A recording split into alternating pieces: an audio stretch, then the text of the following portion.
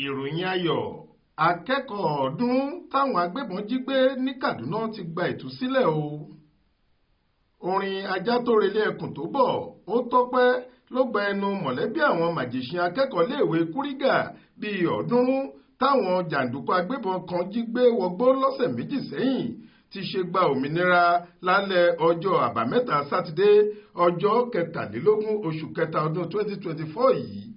Àwọn agbébọn náà ti tú àwọn ọmọ ọ̀hún sílẹ̀ lákàtà wọn. Gómìnà ìpínlẹ̀ Kaduna sẹ́nẹ́tọ̀ Ubasanni ló kéde ìròyìn ayọ̀ ọ̀hún lásìkò tó ń fi ìdùnnú rẹ̀ hàn nínú àtẹ̀jáde kan tó buwọ́lù èyí tó fi léde lọ́jọ́ àìkú Sunday ọjọ́ 24 oṣù yìí.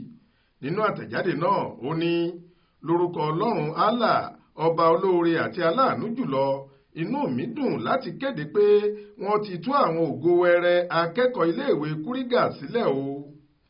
Ọpẹ́ wa pàtàkì lọ sọ́dọ̀ ààrẹ Bọ́lá Ahmed Tinubu fún ìlàkàkà rẹ̀ láti pèsè ààbò fún àwọn ọmọ Nàìjíríà tó sì rí i dájú pé kò sí èyíkéyìí lára àwọn akẹ́kọ̀ọ́ wọ̀nyí tí wọ́n ṣe léṣe lákàtà àwọn ajínigbé náà.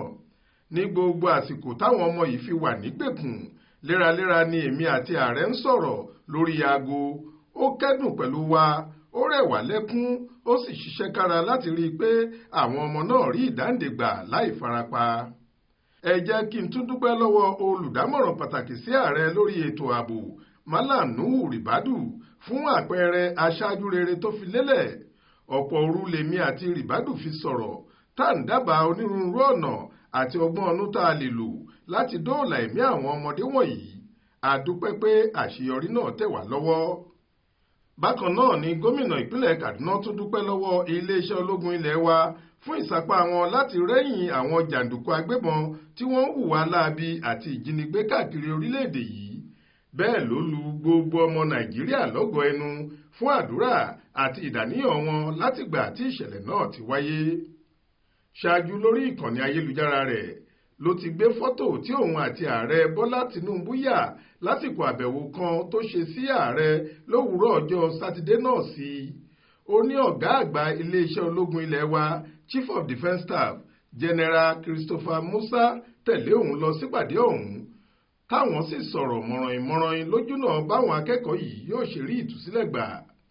Tẹ́ ò bá gbàgbé, òwúrọ̀ kùtù ọjọ́bọ̀ tọ́sídẹ̀ẹ́ ọjọ́ 7 oṣù kẹta ọdún 2024 yìí làwọn ajínigbé tí wọ́n dè hámọ́ra yabo iléèwé ìjọba LEA Primary and Secondary School tó wà lágbègbè Kúrígà nípínlẹ̀ Kaduna. Lásìkò táwọn ọmọ ọ̀hún tò sórí ìlà láàárọ̀ gẹ́gẹ́ bí ìṣe wọn ni wọ́n yabò wọ́n sì jí akẹ́kọ̀ọ́ 313 287 gbé pẹ̀lú ọ̀kadà tí wọ́n gbé wá. Èyí tó dàgbà jù nínú àwọn ọmọ ọ̀hún kò ju ọmọ ọdún 12 lọ. Àmọ́ ṣá, àwọn kan lára àwọn akẹ́kọ̀ọ́ náà ráàyè sálọ mọ́ wọn lọ́wọ́ nínú igbó lọ́jọ́ kejì. Ṣá, iléeṣẹ́ ológun ilẹ̀ wa ní àròpọ̀ akẹ́kọ̀ọ́ táwọn rí gbà padà lọ́jọ́ sátidé yìí jẹ́ 137. 61 làwọn ọmọdékùnrin nígbà táwọn ọmọdébìnrin jẹ́ 76. Major General Edward Buba tó jẹ́ alákòóso ètò ìròyìn fún iléeṣẹ́ ológun ilẹ̀ wa sọ pé agbègbè ìpínlẹ̀ Zamfara làwọn ti rí àwọn ògo wẹrẹ ọ̀hún gbà padà. Ó ní pẹ̀lú ìrànlọ́wọ́ àwọn ẹ̀ṣọ́ aláàbò míì, àwọn ọdẹ àdúgbò àti àwọn aṣojú ìjọba ìpínlẹ̀ Kaduna làwọn fi ṣe àṣeyọrí yìí, bó tilẹ̀ jẹ́ pé kò sọ̀rọ̀ pàtó bóyá àwọn agbébọn náà gbowó ìtúsílẹ̀ àti iye tówó náà lè jẹ́. Edward ní àwọn ti fa àwọn ọmọ náà lé ìjọba ìpínlẹ̀ Kaduna lọ́wọ́. Ọ̀gọ̀rọ̀ àwọn òbí àti alágbàtọ́ sì ni wọ́n ti ń tú yáyá jáde pẹ̀lú ìdùnnú láti gba ọmọ wọn padà, torí ikú tí ìbá pani bó bá ṣí ni nífìlà ọ̀pẹ ńlá ni. Faith Adébọ́lá ló ń jábọ̀ ròyìn fún iléeṣẹ́ tẹlifíṣàn Aláròyé online.